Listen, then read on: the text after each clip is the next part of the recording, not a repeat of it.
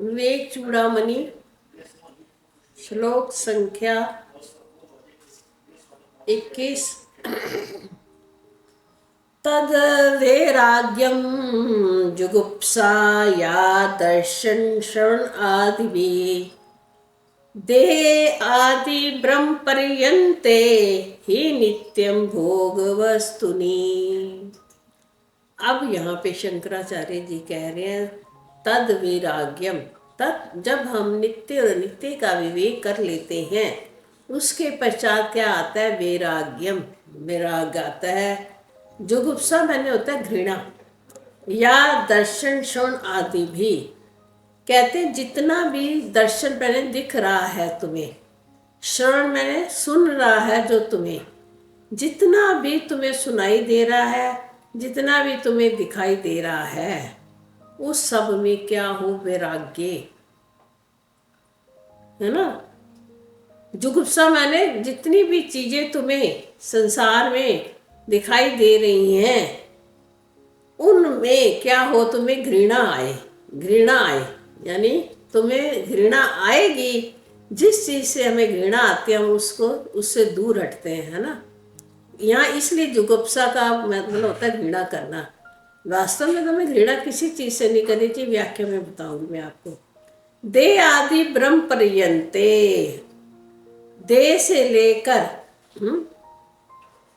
ब्रह्म पर्यंत तक जितने भी संपूर्ण विषय हैं उनमें जीव को कहते हैं घृणा बुद्धि होनी चाहिए। यही वैराग्य है। ये इन्होंने अपने शंकराचार्य जी के मत के अनुसार अनुवाद था। अब हम इसको कहते हैं वैराग्य किसे कहते हैं?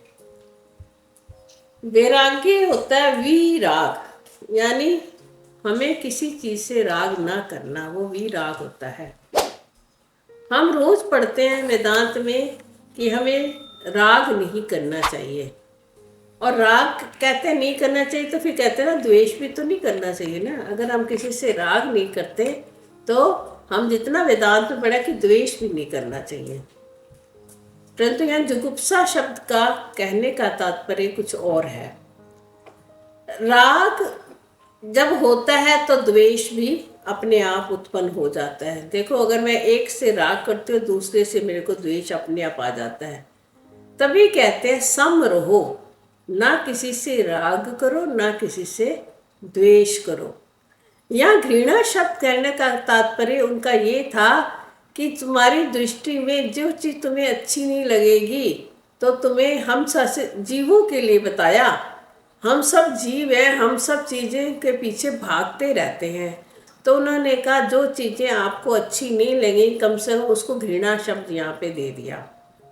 तो उन्होंने कहा ब्रह्म से लेकर ये जितनी पृथ्वी पर जो तुम्हें दिखाई देता है, सुनाई देता है, जितने विषय है, विषयों के बारे में कहा है।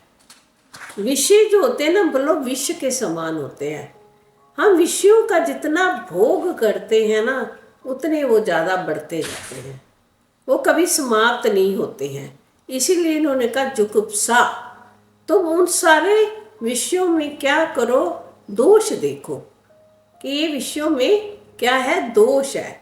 जब तक आप विषयों में दोष का निरूपण नहीं करोगे कि ये विष जो है विष के समान है, मैं इनको जितना भोग करूँगा उतना ये मेरे को तंग करेंगे। देखो, तृष्णा होती है विषयों की, वो कभी समाप्त नहीं होती है। तृष्णा न जीर्णा स्वयं एव जीर्णा, भोगा न भुगता स्वयं एव भुगते। हम स्वयं भुगते जाते हैं, मर जाते हैं। ये देह मर जाता है, 5 भौतिक शरीर जो है वे 5 भूतों में मिल जाता है, परंतु मन की जो वासना होती है भोगों की, वो हमारी अंत समय तक रहती है। तो कहा तुम उसमें क्या देखो? घृणा देखो कि ये सब कभी समाप्त होने वाले नहीं हैं, मैं समाप्त हो जाऊंगा, परंतु ये समाप्त नहीं होंगे। जितने भी इस लोक के सुख हैं तुम्हारे, जिनमें तुम सुख मानते हो, उसमें दोष दृष्टि देखो, कहने का तात्पर्य है। अब देखो हमारा जो वेदांत कहता है, कैवल्य उपनिषद भी कहते हैं धन, स्त्री और पुत्र में सबसे ज्यादा सुख होता है, और ये तीनों का बिछड़ जाना ही सबसे ज्यादा दुखदाई होता है। अगर आपका धन चला जाता है तो आप बड़े दुखी होते हैं, आपकी स्त्री या पुरुष दोनों में लगाएंगे, तो उसमें से एक चला जाता है तो दूसरा दुखी हो जाता है, और पुत्र का मृत्यु हो जाए तो भी इंसान दुखी होता है।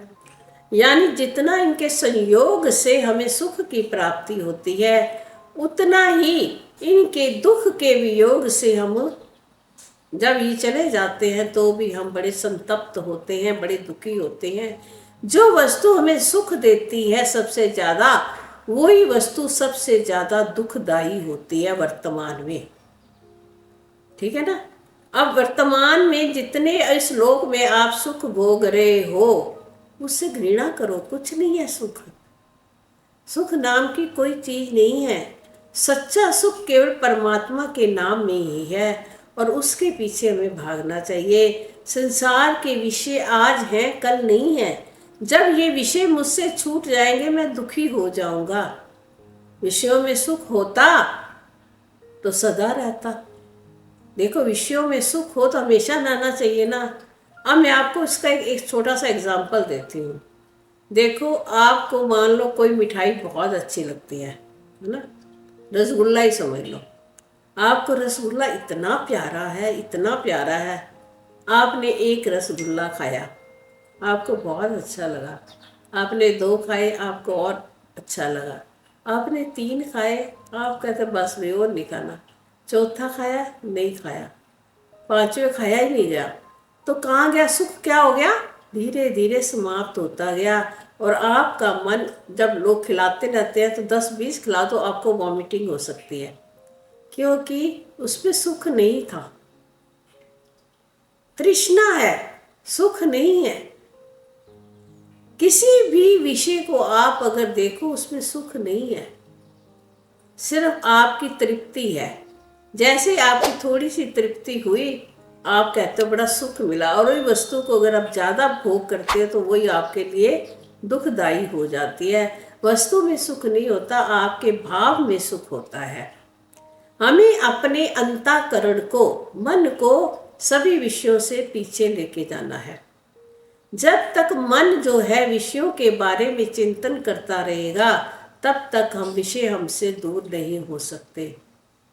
मन को कहाँ लगाना है? परमात्मा के भीतर लगाना है, और बुद्धि को निर्णय देना है कि संसार में सुख नहीं है। सुख परमात्मा के चरणों में है, परमात्मा के गीतों में है, परमात्मा की कथाओं में है, संतों महापुरुषों के प्रवचनों में है। ये हमें जिस दिन समझ में आ जाएगी तो हमें संसार से, यानी इलोक के, इस लोक के जितने भी सुख हैं और परलोक के स्वर्ग की इच्छा भी नहीं करनी। चलो मैं मरने के बाद स्वर्ग में चला जाऊं, यानी इसकी इच्छा करनी भी तुम्हारे लिए दोष से भरपूर पूर्ण है। सभी विषयों में दोष का चिंतन करना कि मुझे इस लोक में मिले, फिर परलोक में मिले।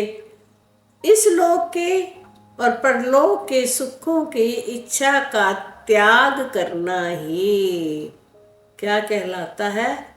विराग कहलाता है, वैराग्य कहलाता है। आप सारे सुखों को छोड़ दीजिए, और जैसा आपको परमात्मा रख रहा है, जिस हाल में रख रहा है, उसमें संतुष्टि को प्राप्त करें, संतुष्ट होवें। ये ही शंकराचार्य जी का इस विवेक चूड़ामणि के मंत्र में जो हम पढ़ रहे हैं, मोक्ष के 4 साधन, पहले उन्होंने थोड़ा संक्षेप में बताया, अब उसको एक एक साधन के बारे में बता रहे हैं। पहला साधन था विवेक। विवेक किसका होना चाहिए? नित्य और अनित्य का विवेक। नित्य क्या है और अनित्य क्या? आपने पहले श्लोक में समझा।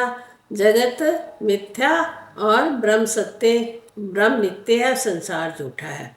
अब इस श्लोक में आपने पढ़ा वैराग्य क्या है। यानी राग से रहित हो जाना, सम हो जाना, संसार के इस लोक के और परलोक के सारे सुखों में वैराग रखना, यही इस श्लोक का संक्षेप में बताने का शंकराचार्य जी का मत था। हरि ओम।